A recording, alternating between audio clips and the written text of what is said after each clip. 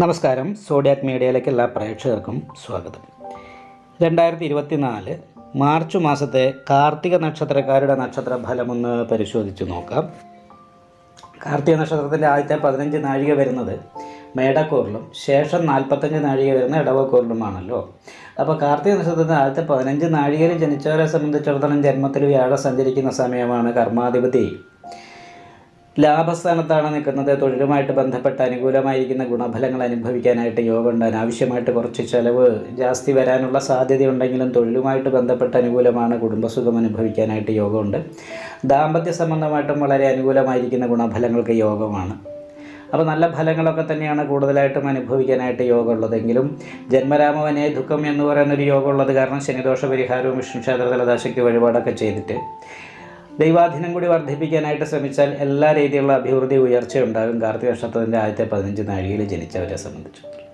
കാർത്തിക നക്ഷത്രത്തിൻ്റെ അവസാനത്തെ 45 നാഴികയിൽ ജനിച്ചവർക്ക് 12ാം വ്യാഴമായത് കാരണം കൊണ്ട് ധനകാരകനായിരിക്കുന്ന വ്യാഴമാണ് 12ൽ നിൽക്കുന്നത്. അപ്പോൾ ധനം കിട്ടണമെങ്കിൽ വീട് വിട്ട് നിൽക്കണം എന്ന് പറയുന്നൊരു യോഗമാണ്. അല്ലെങ്കിൽ കയ്യിലേക്ക് വരുന്ന ഭാഗ്യം കൂടി നഷ്ടപ്പെട്ടു പോകാൻ യോഗമാണ് ചാരവശ.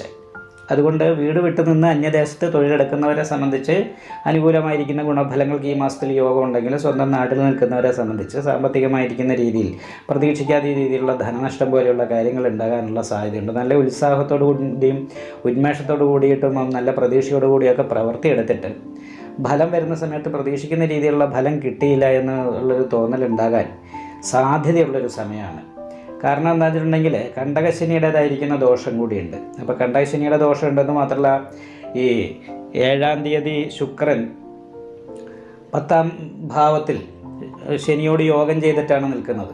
അപ്പോൾ ശുക്രന് മന്ദയോഗം വരിക എന്ന് പറയുന്നൊരവസ്ഥ വരുമ്പോൾ അത് ദാമ്പത്യ സുഖക്കുറവ് പോലുള്ള കാര്യങ്ങൾക്ക് യോഗമാണ്. വിവാഹം അന്വേഷിക്കുന്നവർക്ക് കുറച്ച് കാലതാമസം വരുത്താനുള്ള സാധ്യതയുണ്ട്. ഭാര്യാഭർത്താക്കന്മാർ തമ്മിൽ സെക്സിൻ്റെ കാര്യത്തിലൊന്നും താല്പര്യമില്ലാതിരിക്കുന്ന ഒരവസ്ഥയോ പരസ്പരം അകന്ന് നിൽക്കുന്നത് തൊഴിലുമായിട്ട് ബന്ധപ്പെട്ട വിഷയം കൊണ്ടൊക്കെ അകന്ന് നിൽക്കാൻ ഇടവരുന്നത് കൊണ്ടുള്ള വിഷയങ്ങളൊക്കെ ദാമ്പത്യ സുഖക്കുറവ് പോലെയുള്ള കാര്യങ്ങൾ അനുഭവിക്കാൻ ഇടവരുത്താനുള്ളൊരു സാധ്യതയും കൂടുതലായത് കാരണമുണ്ട്. മേൽപ്പറയപ്പെട്ട ദോഷത്തിന് കണ്ടകശനിയുടെ ദോഷത്തിന് പരിഹാരമായിട്ട് ശനീശ്വരന് നീരാഞ്ജനം വഴിപാട് ചെയ്യാനായിട്ട് പ്രത്യേകം ശ്രദ്ധിക്കണം. കർമ്മസ്ഥാനത്ത് തന്നെയാണ് 4ാം ഭാവാധിപതിയായിരിക്കുന്ന സൂര്യൻ നിൽക്കുന്നത്. അപ്പോൾ സൂര്യനും ശനിയും പരസ്പര ശത്രുക്കളായി നിൽക്കുന്നത് കാരണം തൊഴിലും വീടുമായിട്ട് അഡ്ജസ്റ്റ് ചെയ്ത് പോകാനായിട്ട് പറ്റാതിരിക്കുന്നൊരവസ്ഥ കാര്യങ്ങൾ വരിക. അതുപോലെ തന്നെ ഭാവാധിപതിക്ക് ഭാവത്തിലേക്ക് ദൃഷ്ടിയുണ്ട്. തറവാട് സ്വത്ത് സംബന്ധമായിരിക്കുന്ന കാര്യത്തിലൊക്കെ എന്തെങ്കിലും കിട്ടാനൊക്കെ ഉണ്ട്. അതുമായിട്ട് ബന്ധപ്പെട്ടിട്ടുള്ള കേസോ അല്ലെങ്കിൽ മൂന്നാമതൊരാളുടെ നേതൃത്വത്തിൽ സംസാരിക്കേണ്ട അവസ്ഥ കാര്യങ്ങളൊക്കെ ഉണ്ടാകാനുള്ള സാധ്യത കൂടുതലാണ്. ഭാഗ്യസ്ഥാനത്ത് ഉച്ചബലവാനായിട്ട് നിവൃത്തിസ്ഥാനാധിപതി നിൽക്കുന്നത് കാരണം കൊണ്ട് ഭാര്യയെ കൊണ്ട് ഭാഗ്യം അനുഭവിക്കാനായിട്ട് യോഗമുണ്ട്.